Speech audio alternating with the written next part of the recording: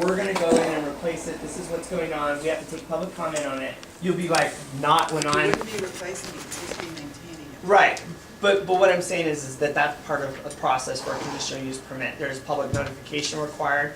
People in the area know about it. If there's a compatibility issue, then it's all brought out, and nothing nothing happens that you don't know about or that isn't protected.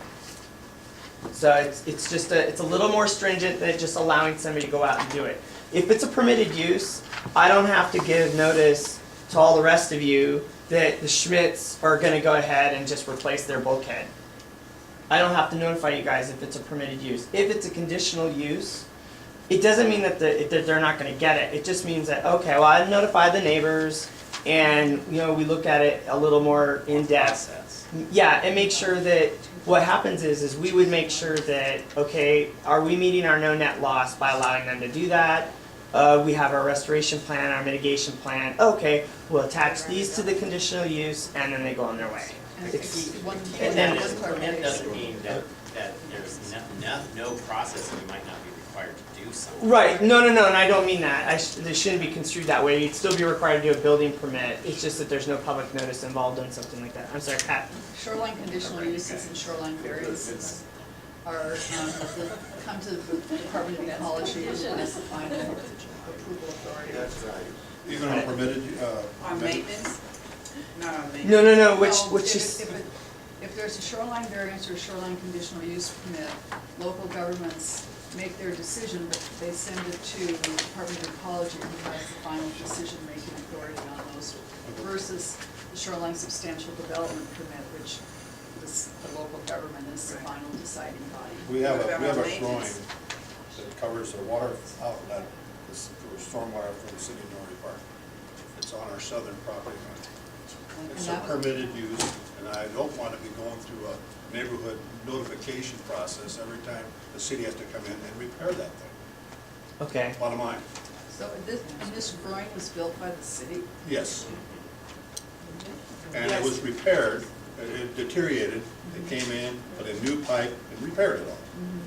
But the problem is, it's about a year or two from the big log sort of sits on top of it. That log is rotting away, and they're gonna have to put some rock up where that log is now. It'll be a minor repair. I don't wanna have to go through what Chad just talked about, notifying neighbors, 2 blocks away and get a permit, and the guy doesn't You like don't it. have to do that. I mean, we shouldn't have to do that. Well, repair and maintenance, Big right? repair and maintenance generally is an exempt Bill. Well, that's activity. my point. Unless But done. in this case, Bill, it would be the city. that would- Right. I'm not repairing anything. Right, so City. if someone proposed to repair it, it would be the city, and if it was a conditional use, then the city would be giving notice of the property owners. But it's just under maintenance and repair, so it's. Right, that particular one would be a different situation. And that doesn't go to the Department of Ecology. No. Right. Anything that's permitted would require like a shoreline substantial development permit, and then what happens is that's under local authority, so that's like your city manager. Right. And then when you have a conditional use permit or a variance, that goes, the final authority rests with the Washington State Department of Ecology. Pat?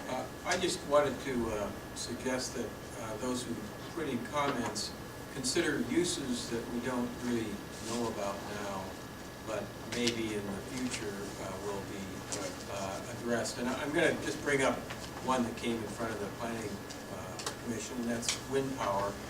And ultimately it was rejected by the City Council, and I don't think that's a possible use. You could have some kind of wind energy. You could have wave power. There's a lot of I don't think this is the appropriate place for it, but nevertheless, that's another use of the aquatic environment. And you could also have other kind of resource extraction.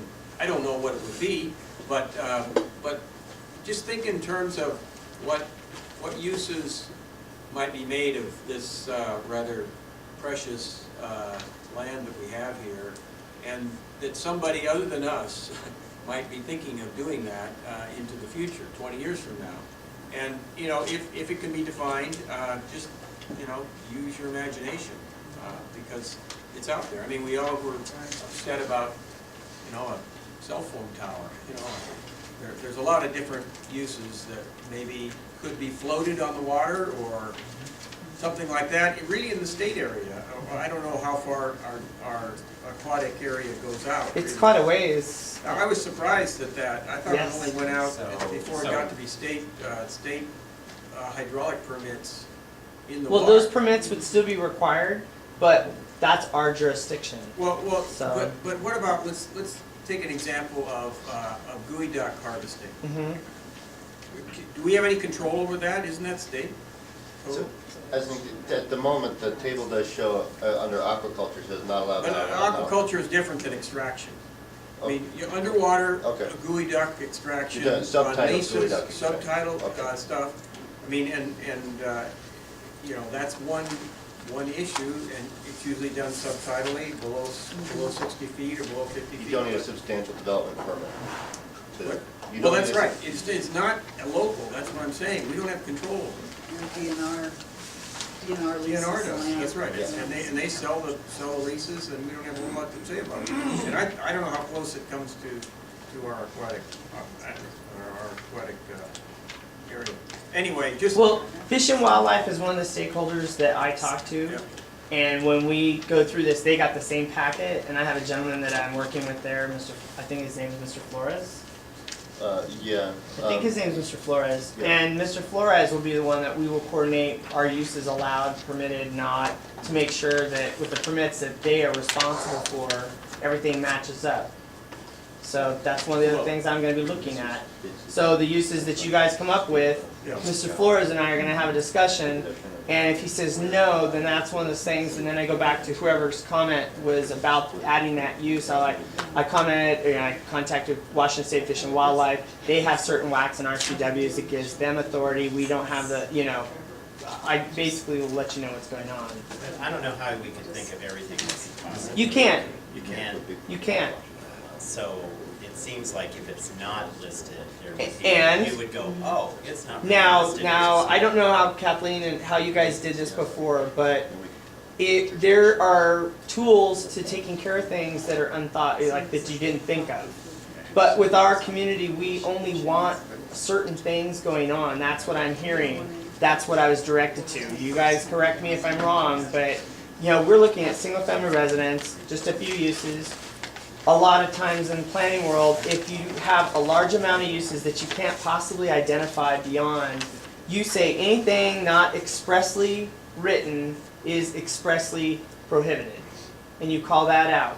Now, the only way that you accept that out is, or you could call out anything is expressly prohibited with the exception of maybe a special use permit required, you would call that out. So how, do you have any idea how, I have to look out at them every single day, but all those radio towers over at Vashon Island, KBI towers? Yeah. What if one of those were proposed? I mean, they're great for us to look over there, but what process did they have to go through, and how would that be applied in our shoreline? If someone, not It would necessarily be, a cell phone. well, no, not necessarily. At the county, they're not considered utilities. It was built. They have a separate designation there. Okay. And so what happens is they fall under a different set of rules. They're required to get conditional use permits at the county. And that's So it's- also a marsh that is built. So in Right. Normandy Park, they get a conditional use permit no matter what? No, in Normandy Park, we prohibit them. They're only allowed in certain properties up along First Avenue. It has to be commercial. So there's no commercial properties down the water, so that would be something we wouldn't worry about. That's one, I guess. Okay, yeah, no, and that's good. People need to think about this stuff. So does everybody understand? So tonight, your exercise for the next 3 weeks, or more if I can get it, will be to come up with uses that are either allowed, conditional, or prohibited. And it doesn't matter, there's nothing crazy, send them all to me. If you have questions about something or how it might fit in, ask me to, email me. Non-NA, non-applicable, Yes, you put that under bridges. I've got 2 bridges. okay, One right in my property and one right next to me. okay. Why is it non-applicable? If you had, let's say, an environment where there were no bridges, but we had a use table that was kind of expanding through different areas, so let's say SR2 was in two different segments. One segment doesn't have a bridge, but one does, then sometimes it wouldn't be applicable. You know, you want to try to identify it. It's just an idea that will be changed probably throughout this process. Okay, so it'll change. Right, and you need, let me know, like, Chad, I'm in segment 4, I have 2 bridges, and then what I do is I go through and like, oh yeah, that's a correction that needs to be done. Does that sound good? That's perfect, that is perfect, that's why I need you guys. I know there's. Thank you guys so much for coming. When do you publish the updated or the final next draft of the inventory? Okay, so that will happen, I'm gonna,